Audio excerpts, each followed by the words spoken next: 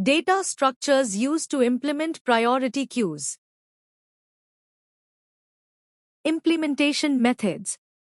A priority queue can be implemented using various underlying data structures, each offering different performance characteristics for key operations.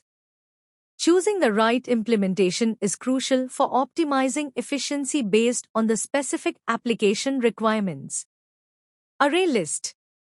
Simple to implement but generally inefficient for large datasets. Operations often require linear time to maintain priority order or find the highest priority element. Linked list can offer better performance for insertions if unsorted, but typically incurs slower access times for finding the highest priority element, requiring traversal. Balanced binary search tree. An alternative implementation that provides good performance for all primary operations, insert, delete, peek, typically in logarithmic time due to its self-balancing nature. Binary heap. The most common and efficient implementation. It ensures logarithmic time complexity for insertion and deletion operations, while peaking at the highest priority element is constant time. Time complexities. The table below summarizes the typical time complexities for the core operations across these different implementation methods. Implementation for insert for delete of max-min, for peak of max-min. Unsorted array list big O of 1, big O of n, big O of n. Sorted array list big O of n, big O of 1, big O of 1. Unsorted linked list big O of 1, big O of n, big O of n.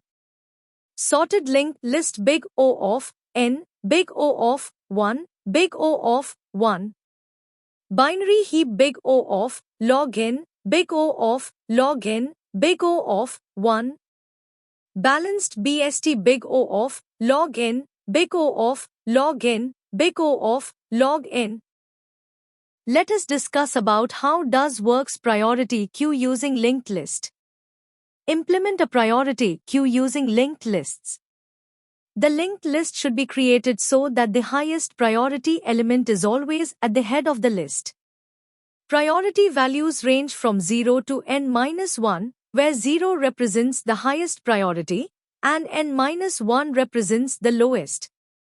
The list must be arranged in ascending order of priority, meaning smaller priority number comes first.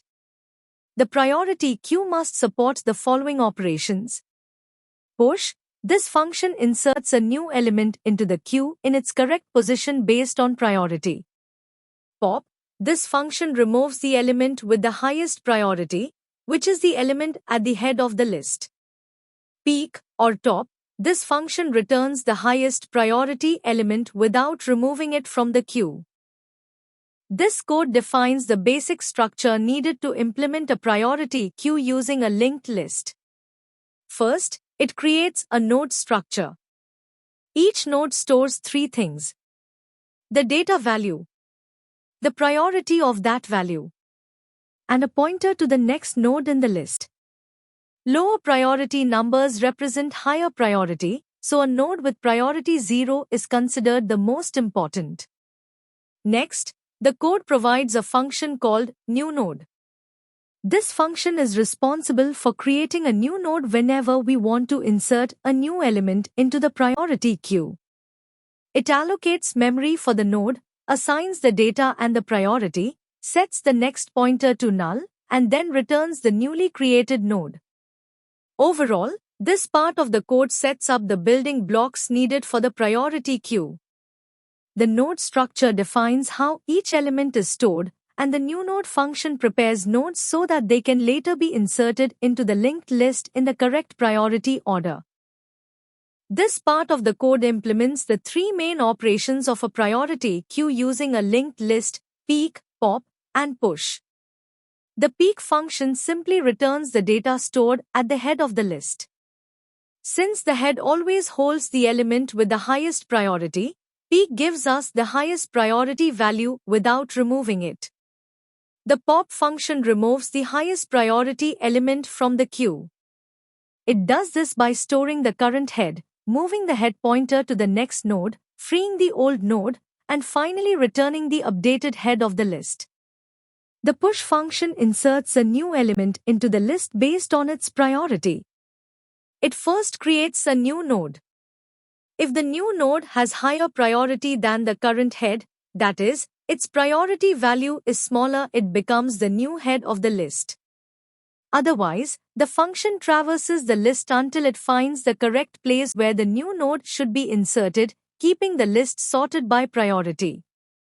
This ensures that the element with the highest priority always stays at the head. Together, these three functions maintain a properly ordered priority queue using a linked list. This part of the program completes the priority queue operations. The code first shows how the push function finishes inserting a new node. It traverses the linked list until it finds the correct position where the new node should be placed, based on its priority. Lower priority numbers mean higher priority, so the traversal continues until it reaches a node whose next element has a higher priority value. Once the correct spot is found, the new node is inserted into the list by adjusting the next pointers. This keeps the priority queue sorted. Next, there is a function called isEmpty, which simply checks if the list is empty by verifying whether the head pointer is null. The main function demonstrates how the priority queue works.